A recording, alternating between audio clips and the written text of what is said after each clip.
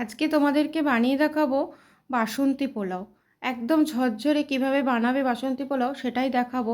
তবে আমি জানি তোমরা সবাই অনেকেই পারো বাসন্তী পোলাও করতে, তারপরেও আমি দেখাচ্ছি যারা পারো না তারা দেখো।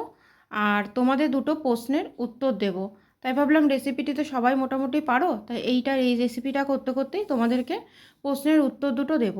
আমার কমেন্ট বক্স পুরো ভরে গেছে একই কোশ্চেন, তাই সবাইকে তো আলাদা আলাদাভাবে রিপ্লাই দেওয়া সম্ভব না, তাই ভাবলাম একটা ভিডিওর মাধ্যমে রিপ্লাইটা দিয়ে দেবো। এদিকে দেখো আমি 1 কেজি চাল নিয়ে নিলাম, আর হচ্ছে তোমার এর মধ্যে কালার, আর হচ্ছে লবণ, আর হচ্ছে আদা বাটা দিয়ে খুব ভালো করে মাখিয়ে নিয়েছি। চালটা কিন্তু আগে ভালো করে ধুয়ে জল ঝরিয়ে নিয়েছিলাম। আর এদিকে গোটা গরম মশলা, তেজপাতা, কাজু কিশমিশ খুব ভালো করে ভেজে নিয়ে চালটাকে দিয়ে খুব ভালো করে ভেজে নেব।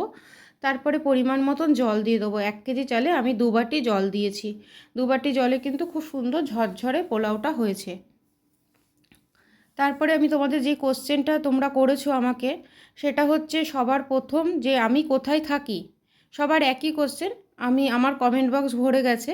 আমি ব্যারাকপুরে থাকি। আর যেটা হচ্ছে তোমরা আর একটা কোশ্চেন করেছো, সেটা হচ্ছে দোকানটা কি আমার কিনা। তা তোমাদেরকে বলছি, দেখো জলটা দিয়ে খুব ভালো করে, জলটা যখন শুকিয়ে এসছে, ফুটে গেছে, তখন আমি চিনি আর 2 চামচ ঘি দিয়ে দিলাম। ভরে ভরে বড় চামচে 2 চামচ ঘি দিয়ে খুব ভালো করে এটাকে মিশিয়ে নেব। মিশিয়ে ধিমে আঁচ করে দেবো। তাহলেই কিন্তু রেডি হয়ে যাবে আমাদের বাসন্তী পোলাও। আর যেই কোশ্চেনটা তোমরা করেছো তার উত্তরটা দিয়ে দিই। হ্যাঁ, দোকানটা আমার নিজের দোকান।